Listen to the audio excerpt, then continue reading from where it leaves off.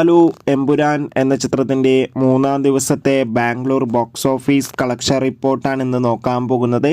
വീഡിയോയിൽ മുൻപ് video like ചെയ്യുക, ചാനൽ സബ്സ്ക്രൈബ് ചെയ്യുക. മാർച്ച് ഏപ്രിൽ മാസങ്ങളിൽ അങ്ങോട്ട് ധാരാളം ചിത്രങ്ങൾ OTT റിലീസ് ചെയ്യും. നമ്മുടെ ചാനൽ ഭാഗം പരിശോധിച്ചാൽ നിങ്ങൾക്ക് ആ വീഡിയോയ്ക്ക് കാണാൻ വേണ്ടി സാധിക്കുന്നതായിരിക്കും.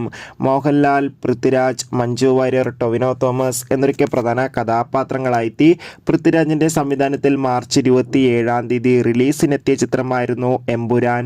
ചിത്രത്തിന് അതിഗംഭീരമായ പോസിറ്റീവ് റെസ്പോൺസ് തന്നെയാണ് ഇപ്പോഴും പുറത്തുകൊണ്ടിരിക്കുന്നത്. അതുകൊണ്ട് തന്നെ ഏവരുമേറെ ആകാംക്ഷയോടെ ചിത്രത്തിൻ്റെ കളക്ഷൻ റിപ്പോർട്ടും അറിയാൻ വേണ്ടി കാത്തിരിക്കുകയാണ്.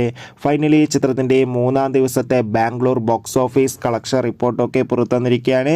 മൂന്നാം ദിവസവും ചിത്രത്തിന് ബാംഗ്ലൂരിൽ അതിഗംഭീരമായ ബുക്കിംഗ് ആണ് നടക്കുന്നത്.